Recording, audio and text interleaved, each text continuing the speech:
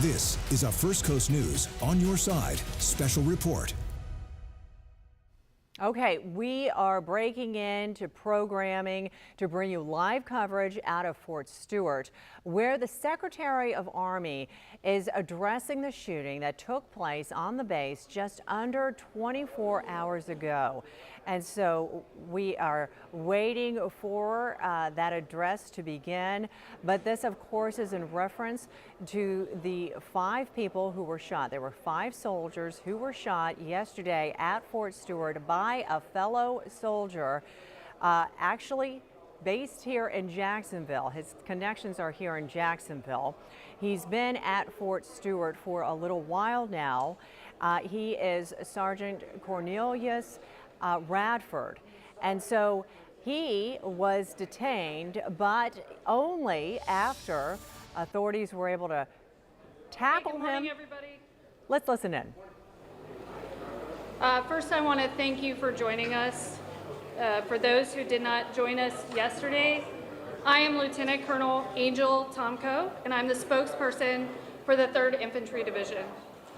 I'd like to start by saying our prayers and our focus is with the injured soldiers and their families, as well as those impacted within our Fort Stewart and Hunter Army Airfield community by this tragic event. We are incredibly thankful for the outpouring of support from our coastal Georgia community and to all the local, state, and federal agencies who responded and stood by us during this challenging time. Although this has deeply affected us, our military community and our dog-faced soldiers are strong. As you just saw, our soldiers getting recognized for their strength, character, and heroism by Honorable Driscoll. And he also visited with them and some of the injured and their families this morning. These soldiers who intervened or provided critical care and support during yesterday's events received awards, and the Secretary of the Army will provide some brief comments and take a few questions. This engagement is on the record, and we will have 15 minutes set aside. A couple of reminders: we will not release any of the names of our injured soldiers at this time. However, we will be able to provide you a status update on their general condition. We will not speculate on the assailant's motives or the circumstances that led to yesterday's events. We'd rather refer those questions to CID, as this is an ongoing investigation. When you ask your questions, we ask that you give your name and affiliation and speak up so that we can hear you and you can hear us. Now, I'd like to introduce the Secretary of the Army, the Honorable Dan Driscoll. His name is spelled D-A-N, last name Driscoll, D-R-I-S-C-O-L-L. And Brigadier General John Lubis, the Commanding General of the 3rd Infantry Division, spelling is J-O-H-N, Lubis, L-U-B-A-S. And we will have CID representation also available. It's the Deputy Director of the Criminal Investigation Division, Peter Tolentino, P-E-T-E-R, T-O-L-E-B-T-I-N-O, and Special Agent in Charge Ryan O'Connor, R-Y-A-N-O apostrophe C-O-N-N-O-R. They will be ready to speak to you with regarding the shooting that occurred here yesterday at Fort Stewart. I'd like to now pause and I'll turn it.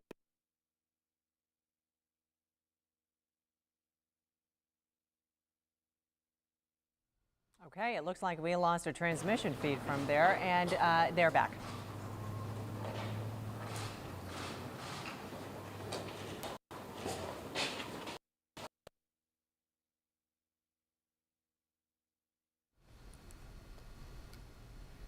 We continue to have some technical difficulties. We are waiting for that feed to resume from Fort Stewart, where we will be hearing from Dan Driscoll. He is the Secretary of the Army. He is going to speak. Yesterday. And the second one was to recognize the heroism, the courage, and the selfless service of 6 soldiers who put themselves in harm's way yesterday to take care of their fellow soldiers. I want to start off by saying we're standing at the brigade headquarters of the unit that had the shooting yesterday. And this morning, if you were here, what you would have seen is you would have seen a lot of soldiers out doing physical training and PT. That is incredibly important to us because we are highlighting the resilience of the American soldier. We are showing their strength and their courage under fire. They are going to spend the remainder of the day able to meet with counselors, but also getting back to their jobs, serving the American people. We spent this morning, General Lubis and I, visiting some of our soldiers who are in the hospital and meeting with their families. We talked to doctors, and one of the things that I can say unequivocally is that the fast action of these soldiers under stress and under trauma and under fire absolutely saved lives from being lost.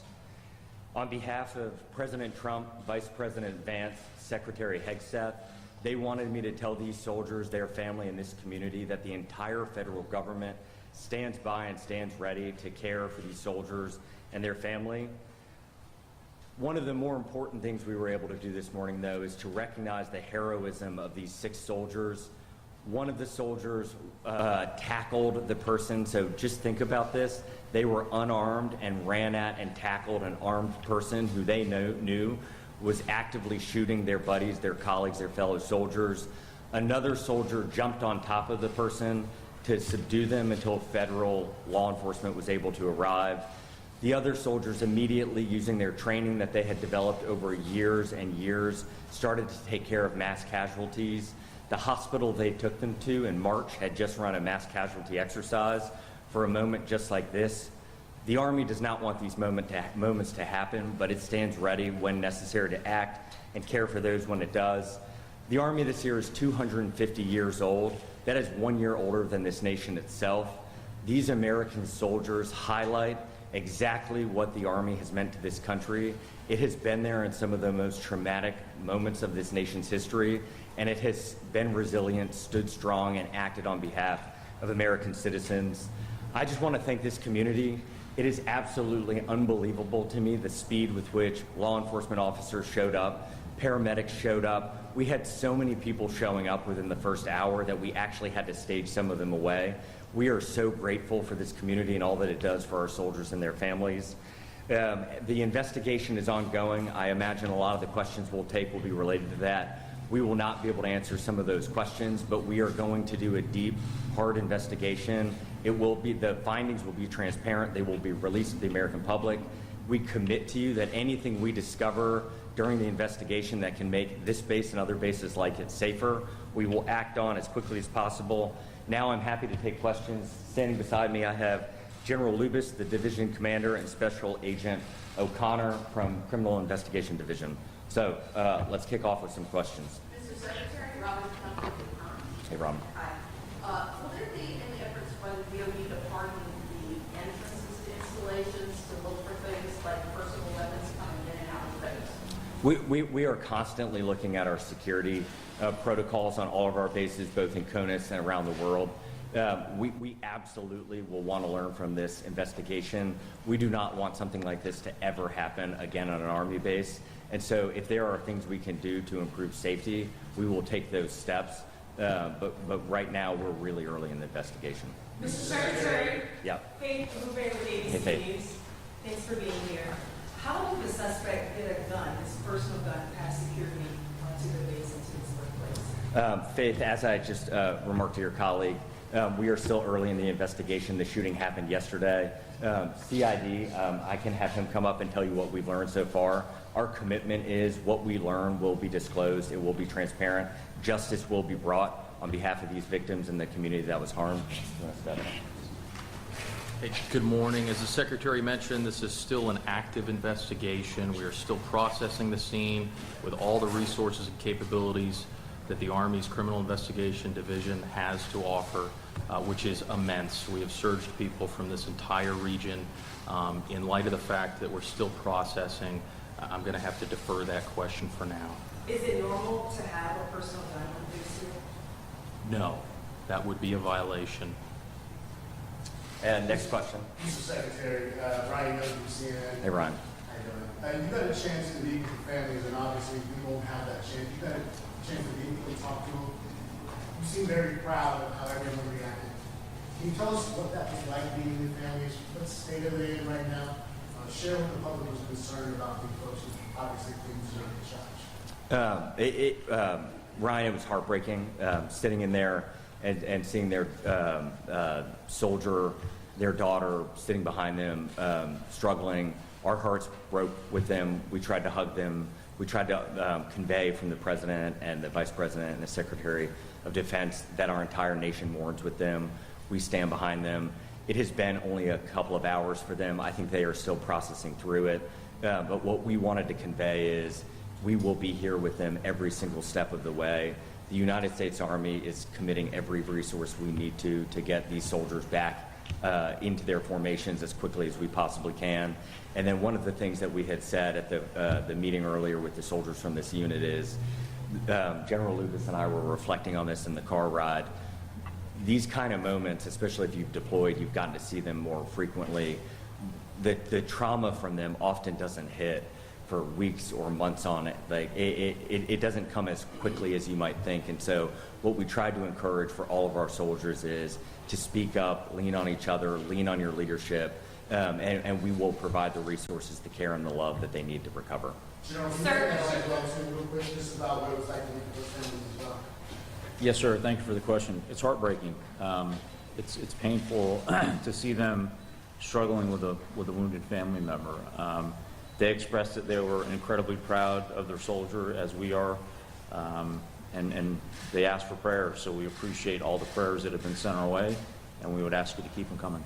General Lucas, Maria Schreber with NBC News. Yes, Scott Evans with CBS News here. Quick question for you. Can you describe the condition of those who are injured? I know there might have been some updates. I know generally you said yesterday they're expected to be okay, but just nature of the injuries and the like.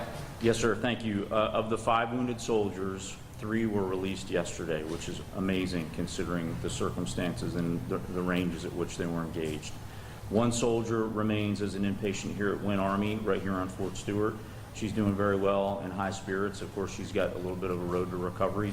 We're hopeful she may be released as early as this weekend, but that will just depend on how things heal up over the next couple days. And we have 1 soldier that remains at Savannah Memorial Community Hospital, who I visited with the Secretary this morning. She's got a little bit longer road to recovery. The doctors are very positive, but I think it's going to take her a bit longer to recover, but they're very hopeful she's going to make a complete recovery. General Lucas, this is Priya Schreber with NBC News. I know you guys are prepared for scenarios like this when you go to war zones or on combat deployments, but have you gotten an opportunity to speak to some of the soldiers in this unit about how they're processing that this attack occurred from one of their own, and how are you processing that as a leader? Yeah, I think we train for this on the battlefield, and it's a different situation when it happens on an installation with one of your own. So I think over the upcoming days and weeks, as the Secretary said, people are going to process this and work through this at different rates. And we know we've got to keep a very close eye on them. We've got to wrap our arms around them. We've got a great community here, a great response. As you saw from all the folks the Secretary recognized this morning, the support from the local community, just amazing. So we feel that this demonstrates that we trained internally for the worst case scenario, and our doctors and our medics and our soldiers responded exactly as we trained them to do. And now our job is to make sure that we care for them as they work through this. Thank you. And I just want to recognize behind me to the right, these are the 6 soldiers we were able to recognize today. And they, I mean this as sincerely as humanly possible.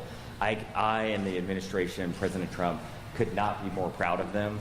They are everything that is good about this nation. They are the best among us in our country. They are the best among us in the Army.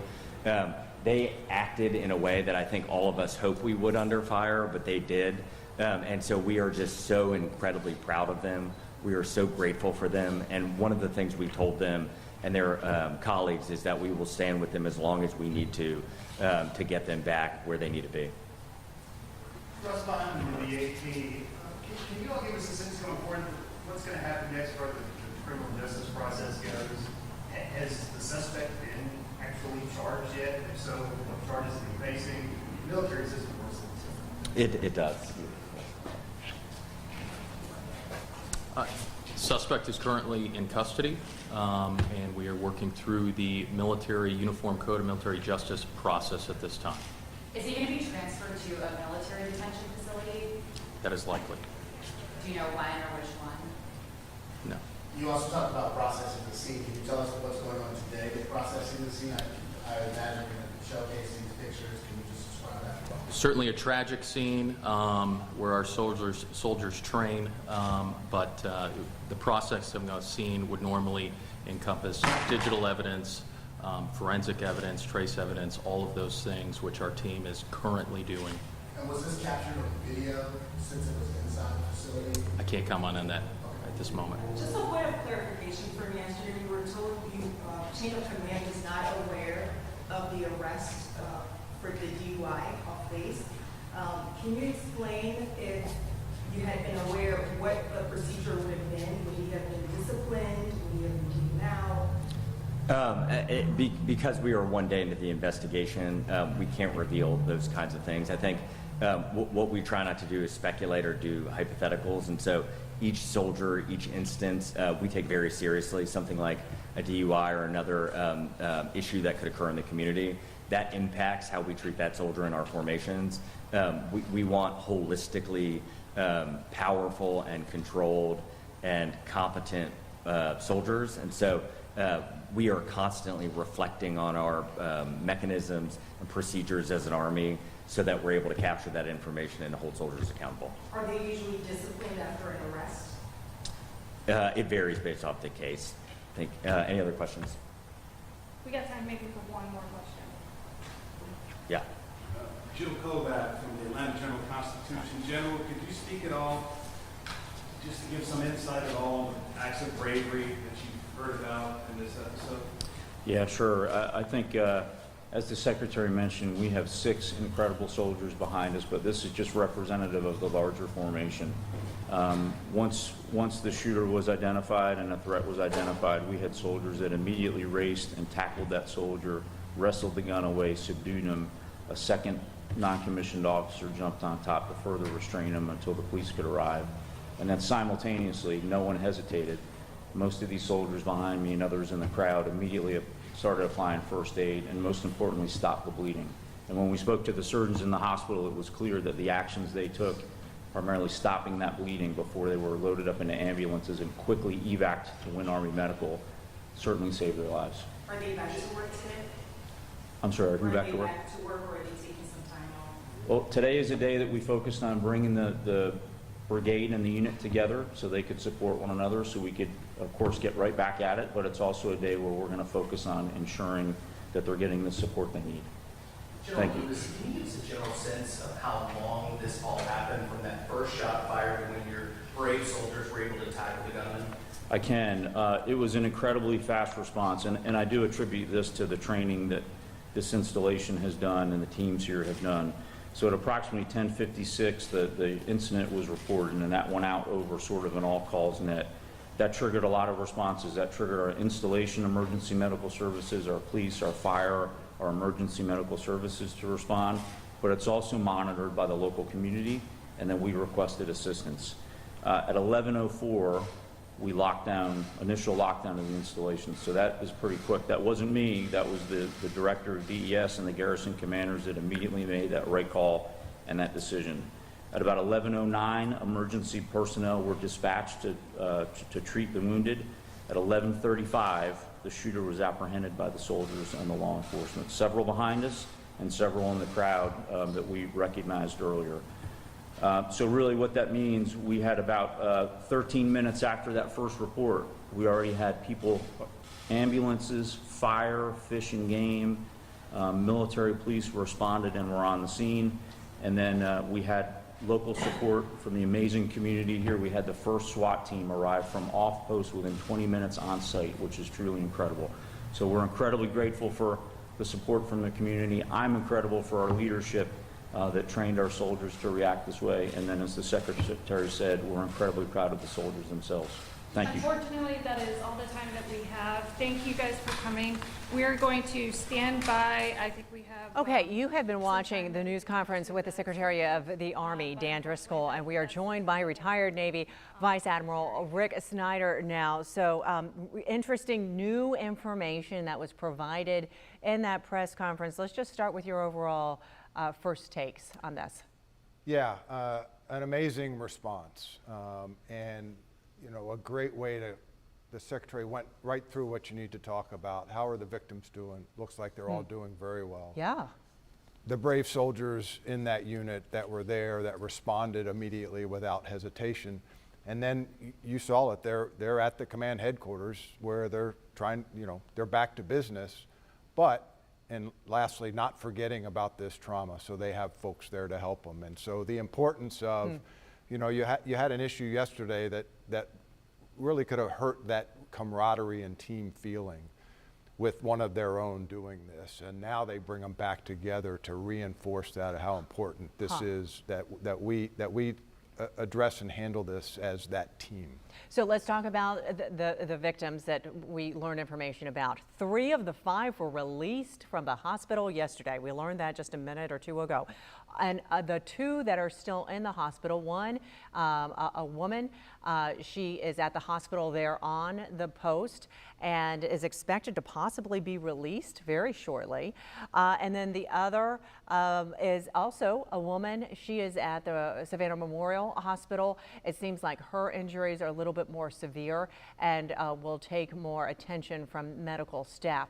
That's incredible. Of the 5, that 3 released yesterday of the same day, and then 2 still in the hospital. Yeah, it says so much for, first, the training of those immediate responding soldiers, Yes. first aid training, recognizing, stop the bleeding, and then the tremendous on-base response, and then added to that is the community response. We heard not just on-base responders, but within 20 minutes, a SWAT team from the community was on site as well. And then just the medical treatment, that triage process, get them to that first area, assess the injuries, get them to where they need to be, and then take care of them. Just impressive. Yes, and so, and 6 specific soldiers honored there at this particular press conference. You had noticed something, and that was a new medal on them. Tell me more. Yeah, just prior to the press conference, they you could see on some of those soldiers, they had medals pinned to their lapels or to their chests, which it was a meritorious service medal. Pretty high award, and presumably that's what they were presented today, a day after the incident, which says a lot of, you know, recognizing achievement in a timely and visible manner. And so these were the 6 that immediately went into action when the gunman started shooting, and were able to tackle him, hold him down, and then also address those medical needs of the people who had been shot. I mean, it sounds like what they're trying to do in war, right?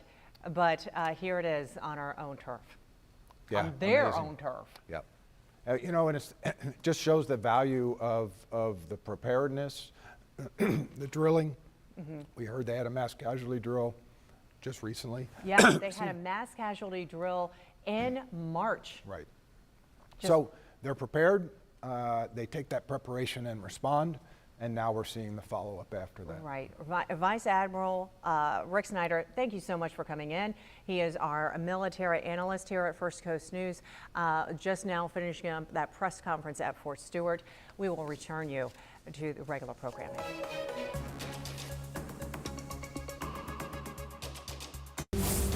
This has been a First Coast News On Your Side special report. First Coast News is always on. Stream now on First Coast News Plus.